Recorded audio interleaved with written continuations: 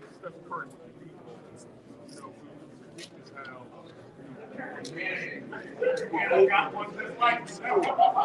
on a myriad of instances where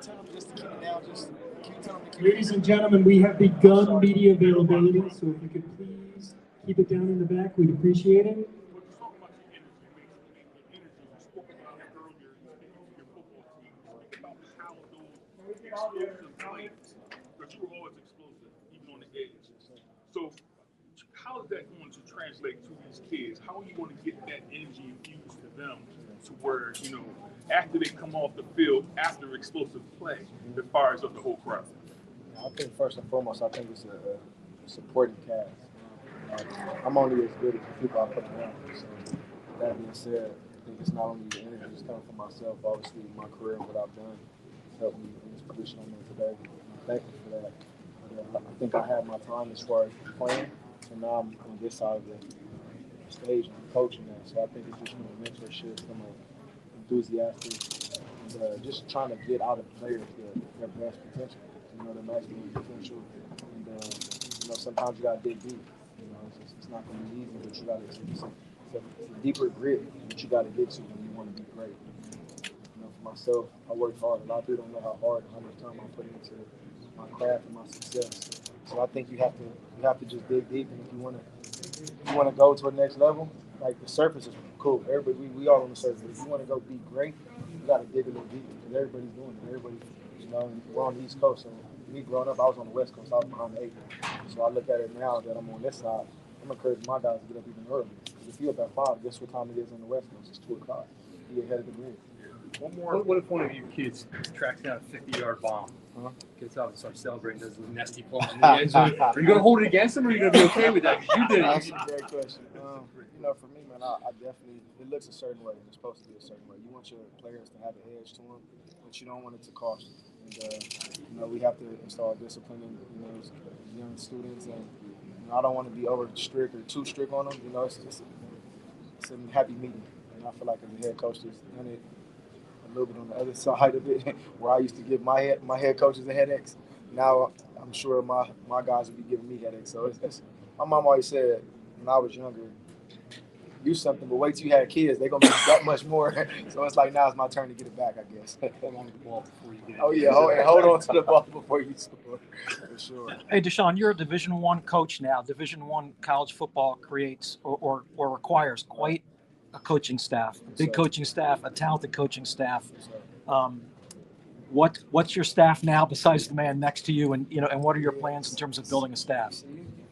Pretty sharp. You're trying to get my insight. I can't spill the beans too soon. But one thing I will say, of my relationships, I have a lot of great insight from Andy Reid, Sean McVay, Coach Deion Prime, and you know, my mentor, older brother, I look at Coach Clark, who's been an inspirational piece of my part to growing up and making it to where I'm at today. We're gonna be fine. We're gonna have some guys that come in with experience from the college level, in the NFL level, and some guys that played in the NFL level as well too. So I'm very confident. It's definitely going to be a huge opportunity to be able to get some guys to come and be a part of something great. We want to shock the world. We want to create history. Man. I think a lot of people are going to understand that when they see this thing. But it's going to look a certain way, and we're going to do it a certain way.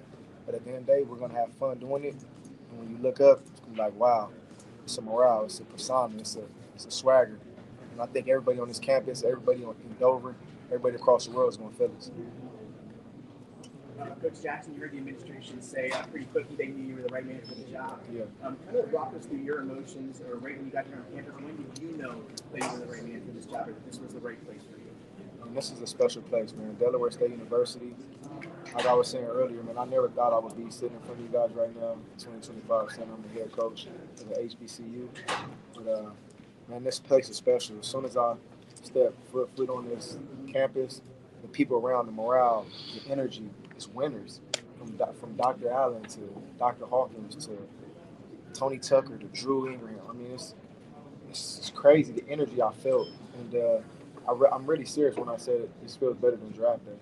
You know, my career and what I've done some great things, man. I can't say enough about what I've done on the football field and big plays and memories I have in Philadelphia and every other team I played on. But now I'm able to rewrite this a little different now, man. I'm able to have my own team, be the head coach. And in our drums, we're going to beat to a different beat. It's going to look a certain way. And I'll tell you this. I know a lot of people say Coach Prime, Coach Prime. I respect him. And he's gave us guys like myself an opportunity. I'm going to do it different than Prime. I'm going to do it the Coach Jackson way.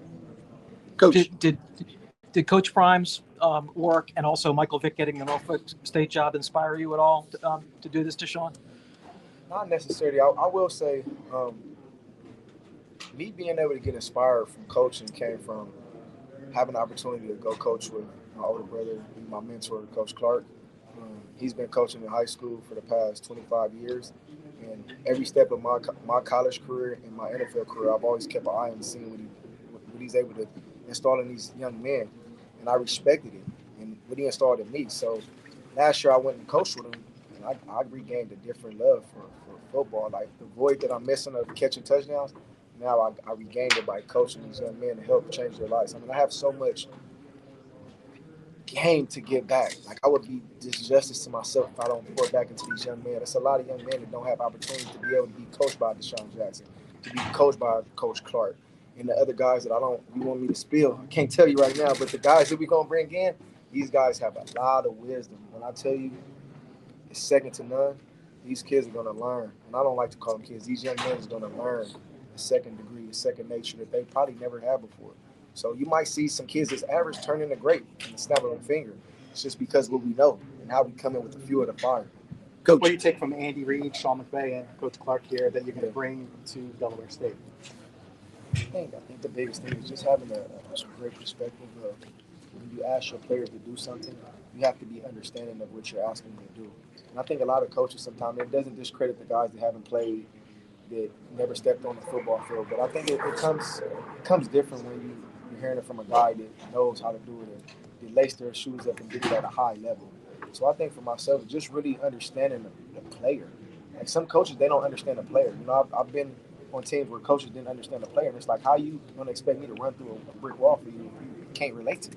Now, the coaches that did relate to me, I was willing to run through a brick wall for them because I knew if I did everything and put it on the line for them, they're going to do the same for me. They're going to protect me if my body's hurting, if I need a day off, or coach, my hamstrings hurt. You know, you got to understand your players. I can't expect my players just to run through a brick wall. They might not be feeling good today. I got to be a coach to understand that. He might have had a tough day in class. Something might have happened at home. Like, you got to really analyze a young kid and understand it's more than just playing sports. Like, we want these kids to be able to be grown men when we leave. So guess what? You have to teach them the principles of how to be a grown man. How you expect somebody to be a grown man if you don't teach them X, Y, Z? I'm just going to tell you to be a grown man, but I'm not going to show you how to do it. It's a difference. You got the call from somebody saying, "Do you want to be a coach?" Yes, sir. Right, Coach Clark. Yeah. Talk a little bit about the call when he said to you, "Do you want to be a Division I coach?" What, asking me if Yes. I wanted to be? Well, so for me, coaching in high school for so long, maybe after year 15 or 17, the dream of coaching collegiately kind of dissipated. It was in the back of my mind, because you when you do a good job at the high school level, college coaches want you to stay there so they can continue to come back and recruit kids, etc. So when DeSean asked me, hey, if I'm going to Delaware, you coming with me? It took about 5 minutes. I had to talk to my family a little bit. I left a great group of kids at Woodrow Wilson High School behind after a year that they're all emotional because we just established a great relationship. So I had to deal with that. But I'll do anything with this young man. I've been with him since he's about 9 years old, and he's my family. And anything that he puts his mind on, I know that he's going to be successful. So when he asked me to come aboard, that he needed me here, it wasn't even a hesitation. Why do you feel so strongly he can succeed despite not having any experience at this level? I mean, have you seen him play? I have. So what I mean by that is the same characteristics about what he does as a football player he has as a coach. He coached with me this year, and I noticed how incredible. He's a great coach. People call me every day. Hey, is DeSean really showing up every day? I'm like, DeSean's right here on the field. He's in the battle. He's with us. He's in the cubbyhole. And to watch him succeed. And, come on, all of us, we're all sitting here in awe of who he is. Our kids were in awe for about 2 weeks. And then to see the real come around when it's like, hey, we're over the DeSean Jackson, the new toy deal. This is Everyday Tuesday. And the way he showed up with the same energy every single day, I knew this was his destiny. we'd have conversations. He told me, hey, you know what, coach, because he was tough as an assistant coach. He wanted to tell me what to do. You see him laughing. But so the first conversation to go back to him was, hey, you know, I'm the head coach now. You're going to have to listen to me. So, man, I'll follow this man anyway. So can you talk about the influx of star players becoming HBCU coaches in particular, and how that's going to infuse a lot of soul and financial support to HBCUs when they need it, based on the attention that you give? I think it puts a lot of eyes on HBCUs. Obviously, you know, we have to go back and credit Deion Sanders for what he did at Jackson State. He cracked the door open, and I think he learned a lot. And you know, to be able to call him my mentor and a big brother, and to have conversations and talk with him, it's like he knows the infrastructure. Like, he had to learn a lot for now that he's in Colorado to say, this is what I would have done different. You know what I'm saying? This is what I would have approached, and this is how I'm going to outlook this situation. So for me coming into this, it's not like I'm coming in wet behind my ears where I'm not knowing what to expect. You know, you have a guy that was once here that changed the game, and now look at him, he's at Colorado. So for me, I just love it because we're getting opportunities, and we deserve to be in these positions, you know what I'm saying, and to help change these young kids' lives. I know it's repetitive, but I keep going back to it. Playing for a coach that understands the player is night and day. When I tell you to get these young men to buy into something different, it's a different bond that you're building with these guys. Like right now, if I call Coach Andy Reid, if he ain't busy, he's going to answer that phone. And that's a relationship you want to build with these young men, because these young men are going to face adversity. They're going to face things in life, and they're going to remember, Coach Jack installed this in me. He told me to do this. He told me, if that's right there, don't, you know what I'm saying? So it's just little intangibles that you look at as far as when you're leading men and young men.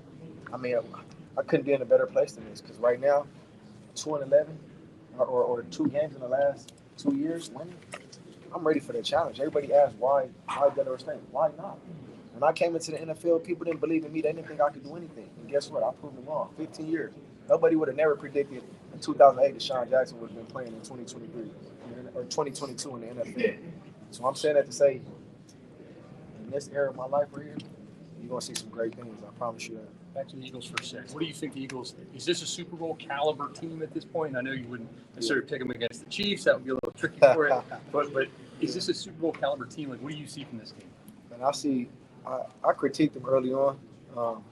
You know, just their success level. I felt like they were a team that had great players but didn't play like a great team. And then throughout the season, I've seen that team that had great players become a great team. Within an NFL season, it's a lot of ups and downs. Injuries play a big part. A lot of things go on. And one thing I would say, they got the grit. They got the nature to win. They got the culture. They got Nick Sirianni, who's a heck of a head coach.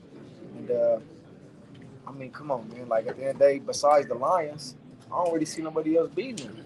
There's going to be a challenge with the Lions, but anybody else, I just don't see them beating my Eagles, man. So I think the NFC Championship game is going to go through Detroit, and we got to go beat Detroit Lions in Detroit, and I think we'll be in the Super Bowl. But I don't know. I think, honestly, the Super Bowl is going to be out of probably, I would say Buffalo or the Ravens. I don't think Kansas City, and Andy Reid is my guy, but just that last game, it didn't look too good, man. I know it didn't really matter, but I think Baltimore and Lamar Jackson is having a heck of a season.